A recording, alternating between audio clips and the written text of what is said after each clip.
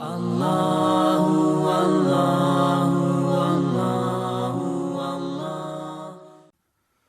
التغابن کی آیت نمبر 11۔ سورۃ تغابن کا دوسرا رکوع 28ویں پارے کا 16واں رکوع۔ اللہ رب العالمین نے ارشاد فرمایا، ما اصاب من مصیبت الا باذن اللہ، کوئی مصیبت نہیں پہنچتی مگر اللہ کے حکم سے، الا باذن اللہ، اللہ کے حکم سے، اللہ کے اذن سے۔ یعنی موت کی مصیبت ہو، بیماری کی مصیبت ہو، مال کے نقصان کی مصیبت ہو، یا کوئی اور بھی مصیبت ہو، وہ مصیبت اللہ کے اذن سے آتی ہے۔ وَمَن يُؤْمِن بِاللَّهِ يَهْدِ قَلْبَهُ، اور جو اللہ پر ایمان لائے اللہ اس کے دل کو ہدایت فرمائے گا۔ اور جو اللہ پر ایمان لائے اور جانے کہ جو کچھ ہوتا ہے اللہ تعالی کی مشیت اور اس کے ارادے سے ہوتا ہے، مصیبت کے وقت انا للہ و انا الیہ راجعون پڑھے، اللہ تعالیٰ کی عطا پر شکر کرے اور بلا پر صبر کرے۔ یہدی قلبہ، اللہ اس کے دل کو ہدایت فرما دے گا کہ وہ اور زیادہ نیکیوں اور طاعتوں میں مشغول ہو۔ یعنی جو مصیبت پر صبر کرے، اللہ کی عطا پر شکر کرے، اور یہ عقیدہ رکھے کہ جو ہے اللہ کی مشیت سے ہے، اللہ کی طرف سے ہے، اور مصیبت کے وقت انا للہ و انا الیہ راجعون پڑھ کر صبر کرے، تو اللہ اس کے دل کو مزید عبادتوں میں مشغول کر دے گا۔ یہدی قلبہ، اللہ اس کے دل کو ہدایت فرما دے گا۔ واللہ بکل شیء علیم، اور اللہ سب کچھ جانتا ہے۔ وَأَطِیعُوا اللَّهَ وَأَطِیعُوا الرَّسُولَ، اور اللہ کا حکم مانو اور رسول کا حکم مانو۔ فَإِن تَوَلَّيْتُمْ، پھر اگر تم منہ پھیرو اللہ تعالیٰ اور اس کے رسول صلی اللہ علیہ وسلم کی فرما برداری سے اگر منہ پھیرو، فَإِنَّمَا عَلَى رَسُولِنَا الْبَلَاغُ الْمُبِينُ، تو جان لو کہ ہمارے رسول پر صرف سری پہنچا دینا ہے۔ عَلَى رَسُولِنَا الْبَلَاغُ الْمُبِينُ، بلاغ مبین یعنی واضح پہنچا دینا۔ چنانچہ نبی کریم صلی اللہ علیہ وسلم نے اپنا فرض ادا کر دیا اور کامل طور پر دین کی تبلیغ فرما دی۔ اب تم نہیں مانو گے تو اپنا نقصان کرو گے۔ اللہ لا الہ الا ہو، اللہ ہے جس کے سوا کسی کی بندگی نہیں۔ وعلی اللہ فلیتوکل المؤمنون، اور اللہ ہی پر ایمان والے بھروسہ کریں۔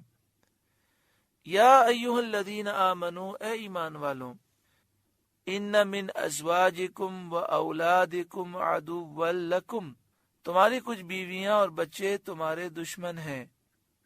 فاحذروہم، تو ان سے احتیاط رکھو۔ تمہاری کچھ بیویاں اور بچے تمہارے دشمن ہیں کہ تمہیں نیکی سے روکتے ہیں، تو ان سے احتیاط رکھو اور ان کے کہنے میں آ کر نیکی سے باز نہ رہو۔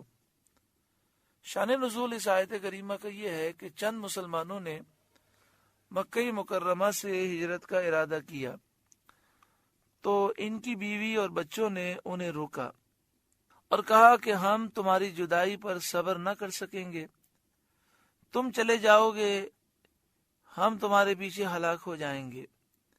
یہ بات ان پر اثر کر گئی اور وہ ٹھہر گئے۔ کچھ عرصے کے بعد جب انہوں نے ہجرت کی تو انہوں نے نبی کریم صلی اللہ علیہ وآلہ وسلم کے صحابہ کرام کو دیکھا کہ وہ دین میں بڑے ماہر اور فقیہ ہو گئے ہیں۔ یہ دیکھ کر انہوں نے اپنی بیوی بچوں کو سزا دینے کا ارادہ کیا اور یہ ارادہ کیا کہ ان کا خرچ بند کر دیں، کیونکہ وہی لوگ انہیں ہجرت سے مانے ہوئے تھے، روکنے والے تھے، جس کا یہ نتیجہ ہوا کہ حضور صلی اللہ علیہ وسلم کے ساتھ ہجرت کرنے والے صحابہ علم میں اور فقہ میں ان سے کئی منزل آگے نکل گئے۔ اس پر یہ آیت کریمہ نازل ہوئی اور انہیں اپنے بیوی بچوں سے درگزر کرنے اور معاف کرنے کی ترغیب فرمائی گئی، اور یہ بھی درس دیا گیا کہ آئندہ احتیاط کرنا، بیوی بچوں سے محبت کرنا، ان کے حقوق ادا کرنا وہ اپنی جگہ ہے، لیکن ان کی خاطر اپنی آخرت برباد مت کرو، ان کی وجہ سے نیکی سے باز نہ رہو، نیکی سے دور نہ رہو، ان کی خاطر گناہ نہ کرو۔ آج شادیوں کے موقع پر جو گناہ ہوتے ہیں بچوں کو خوش کرنے کے لیے ہوتے ہیں، ان کے لیے اپنی آخرت برباد ہرگز نہ کرو۔ وَإِن تَعْفُوا وَتَصْفَحُوا وَتَغْفِرُوا، اور اگر معاف کرو اور درگزر کرو اور بخش دو، فَإِنَّ اللَّهَ غَفُورٌ رَحِيمٌ، تو بے شک اللہ بخشنے والا مہربان ہے۔ انما اموالکم و اولادکم فتنہ، تمہارے مال اور تمہارے بچے فتنہ ہیں، آزمائش ہیں، جانچ ہی ہیں، کہ کبھی آدمی ان کی وجہ سے گناہ میں اور معصیت میں مبتلا ہو جاتا ہے، اور کبھی ان میں مشغول ہو کر آخرت کے کام سر انجام دینے سے غافل ہو جاتا ہے۔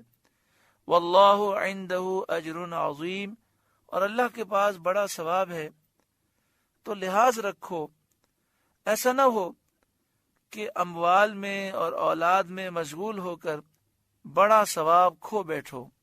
فاتقوا اللہ ما استطعتم، تو اللہ سے ڈرو جہاں تک ہو سکے، یعنی بقدر اپنی وسعت اور طاقت کے طاعت اور عبادت بجا لاؤ۔ اللہ سے ڈرو جہاں تک ہو سکے، یعنی اپنی طاقت کے مطابق شریعت کی پابندی کرو اور اپنی طاقت کے مطابق اللہ تعالیٰ کی عبادت کرو۔ قرآن مجید فرقان حمید میں دوسرے مقام پر ہے، یا ایھا الذین آمنوا اتقوا اللہ حق تقاتہ، اے ایمان والوں اللہ سے ڈرو جیسا کہ ڈرنے کا حق ہے۔ یہ آیت کریمہ اس آیت کی تفسیر ہے۔ ڈرنے کے حق سے کیا مراد ہے؟ جہاں تک ہو سکے ڈرو، یعنی حق تو کوئی بھی ادا نہیں کر سکتا، مگر حرام سے بچو، گناہ سے بچو، فرائض واجبات سنت موقدہ کی پابندی کرو۔ فاتقوا اللہ ما استطعتم، تو اللہ سے ڈرو جہاں تک ہو سکے، یعنی بقدر اپنی وسعت و طاقت کے طاعت و عبادت بجا لاؤ۔ یہ تفسیر ہے اتقوا اللہ حق تقاتہ کی۔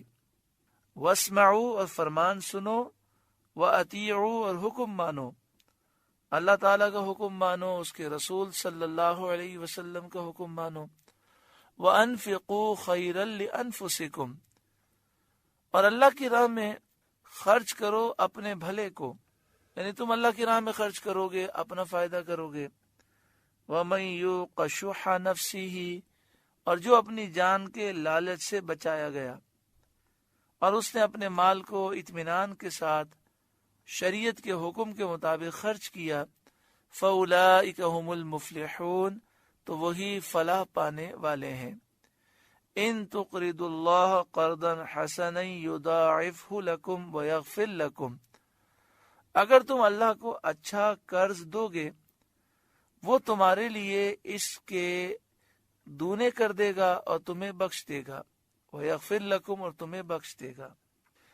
یعنی خوش دلی سے، اچھی نیت کے ساتھ، نیک نیتی کے ساتھ مال حلال سے صدقہ دو گے، اگر تم اللہ کو اچھا قرض دو گے، یعنی خوش دلی سے، نیک نیتی کے ساتھ مال حلال سے صدقہ دو گے۔ صدقہ دینے کو براہ لطف و کرم قرض سے تعبیر فرمایا۔ اس میں صدقے کی ترغیب ہے کہ صدقہ دینے والا نقصان میں نہیں ہے، بالیقین اس کی جزا پائے گا۔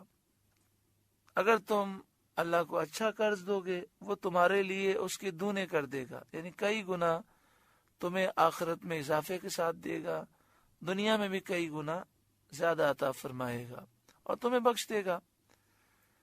واللہ شکور حلیم، اور اللہ قدر فرمانے والا، حلم والا ہے۔ عالم الغیب والشہادۃ العزیز الحکیم، ہر پوشیدہ اور ظاہر کا جاننے والا، عزت والا، حکمت والا ہے۔ اللہ رب العالمین ہم پر اپنا خصوصی فضل و کرم فرمائے۔ سورہ تغابن کا درس مکمل ہوا۔ اللہ تعالیٰ اس سورہ مبارکہ کے نور سے ہمارے قلوب کو روشن فرمائے۔ آمین بجاہ سید المرسلین صلی اللہ علیہ وآلہ وسلم۔